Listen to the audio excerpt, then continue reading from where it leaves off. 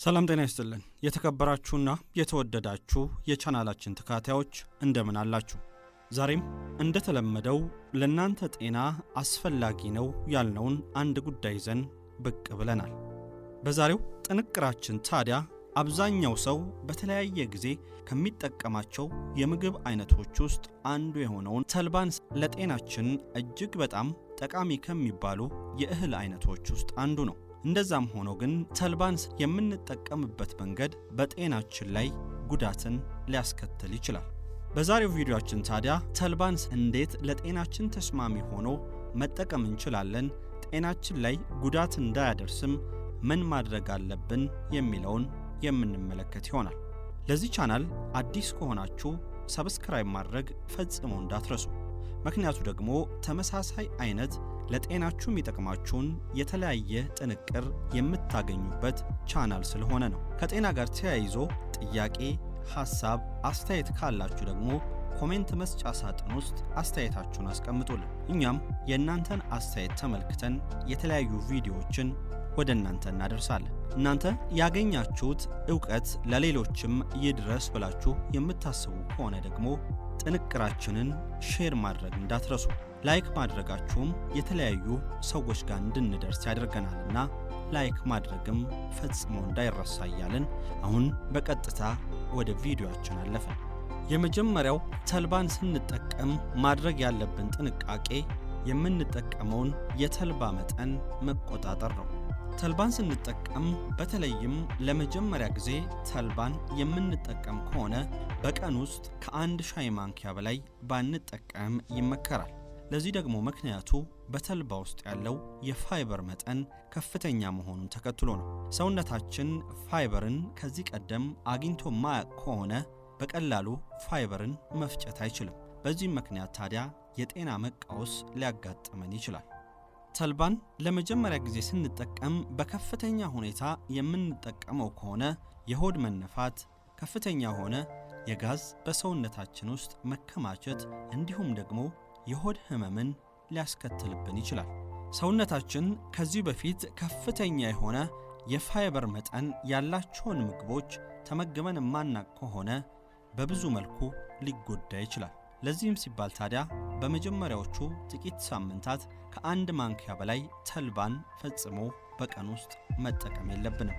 ተልባን ለመጀመሪያ ጊዜ ባንጠቀምና በተደጋጋሚ ተልባን የምንጠቀም እንኳን ቢሆን በቀን ውስጥ ከ5 እስከ 6 የሾርባ ማንኪያ በላይ ተልባን መጠቀም በጤናችን ላይ ጉዳትን ያስከትላል።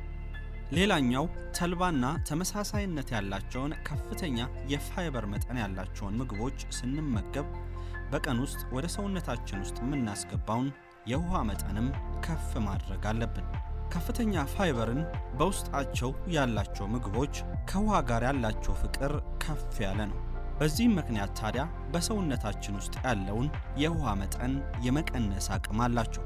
እኛም ታዲያ ተልባን በምንጠቀምበት ሰዓት በቀን ውስጥ ከፍተኛ የሆነ የውሃ አጠቃቀም ሊኖረን ይገባል።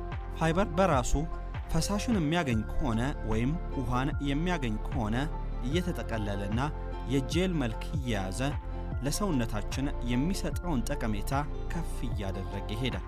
ለዚህም ታዲያ ከፋይበር የምናገኘውን ጥቅምም ከፍ ማድረግ የምንፈልግ ከሆነ የውሃ መጠጣት አቅማችንንም እየጨመርን መሄድ አለብን።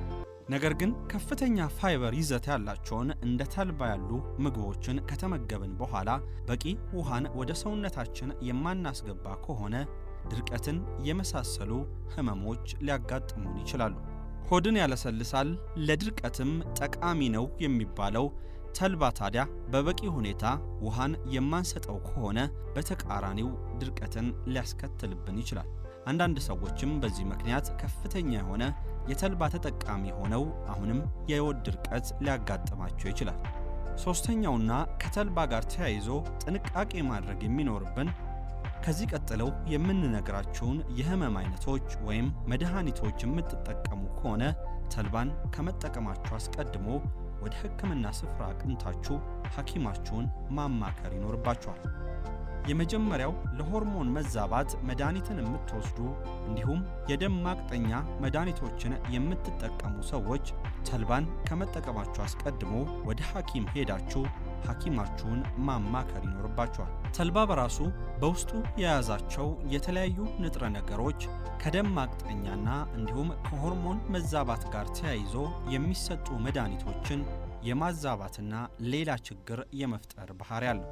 ለዚህም ሲባል ታዲያ የሕክምና ባለሙያን ማማከር ያስፈልጋል። ከላይ ካነሳናቸው ሁለት የሕክምና አይነቶች ጎን ለጎን ግን እርጉዝ ሴቶችም ተልባን ከመጠቀማቸው አስቀድሞ የሕክምና ባለሙያን ማማከር ይኖርባቸዋል። አንዳንድ ጥናቶች እንደሚያሳዩት ከሆነ አንዲት እርጉዝ ሴት በቀን ውስጥ አንድ የሻይ ማንኪያ ተልባን ብትጠቀም በጤናዋ ላይ ችግር ላያስከትል ይችላል። ያንን ግን በደንብ ማወቅ የሚቻለው ክትትል ከምታደርግበት የሕክምና ተቋም ጋር ምክክር ካደረገች በኋላ ነው። ከላይ ያነሳናቸው ታዲያ ተልባን ስንጠቀም ምን አይነት ጥንቃቄዎችን ማድረግ አለብን የሚሉትን ነው።